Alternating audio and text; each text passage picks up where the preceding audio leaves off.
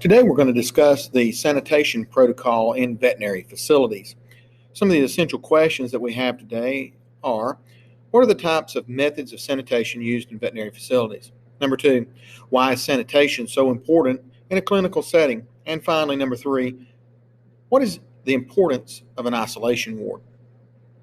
As we explore this part of our course, methods of sanitation, cleaning is defined as physically removing any signs of dirt, debris, organic matter, feces, hair, and blood. Now, that does not mean that the objects cleaned are disinfected or sterilized. It just means that they're simply tidied up and free of anything that might be obvious contaminants. Now, as we get into disinfecting and sterilization, we need to differentiate between the two.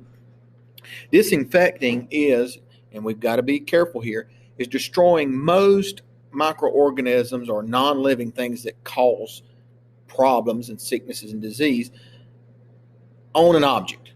And again, we've got to key in on the most. It's destroying or removing most of the things that are going to cause problems from that item.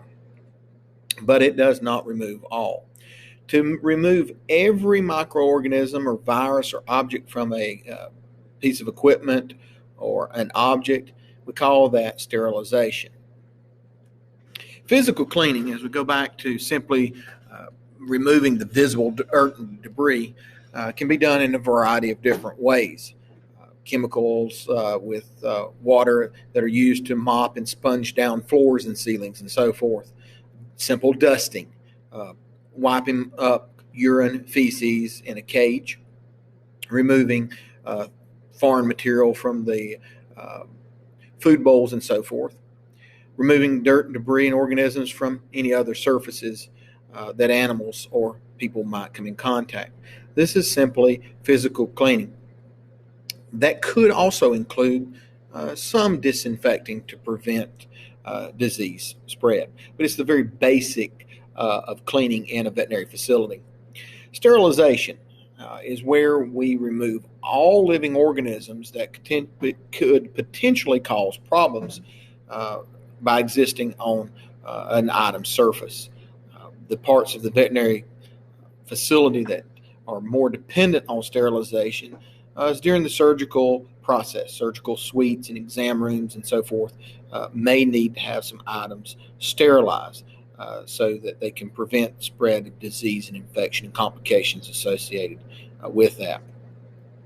One method of sterilization is cold sterilization, where we simply take an item and we place it in a sterilizing solution.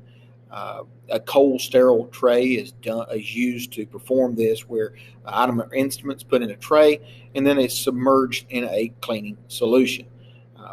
Hence the name cold sterilization, just a regular cold type fluid to do some sterilization on objects.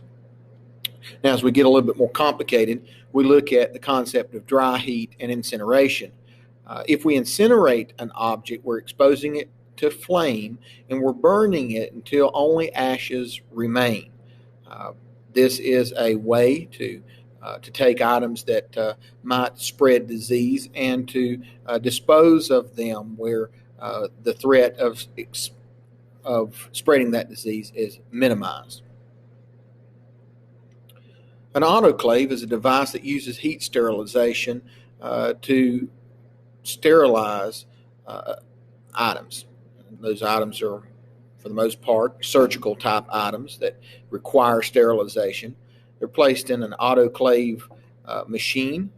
Extreme heat then kills all the organisms on that. So it completely sterilizes that. A lot of times tools and equipment used in surgery require to be sterilized. An autoclave would be a device that does that in a sealed chamber, exposing extreme heat and pressure.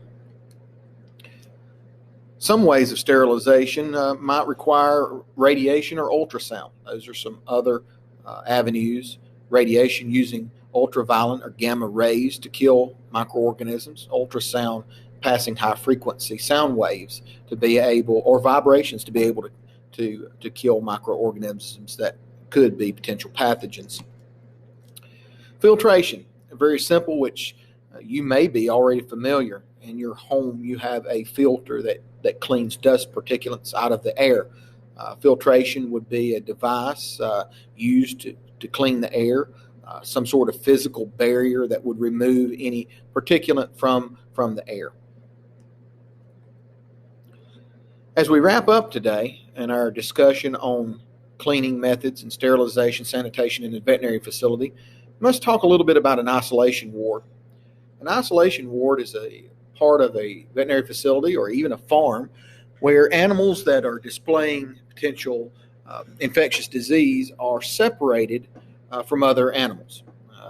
On a farm, we kind of think of isolating an animal that may be incoming, that we don't know the background, so we isolate. In other words, we prevent it from coming in contact with other animals until we know that that animal is free of disease. In a veterinary clinic or even on farm, there could be an animal that has been diagnosed with an infectious disease and must not come in contact with other animals. Therefore, an isolation ward would be a place to remove it from other animals and thus prevent the disease from being spread. A lot of times these isolation wards are in separate housing type groups or facilities. Today's discussion has been on the sanitation and cleaning protocol found in most veterinary facilities.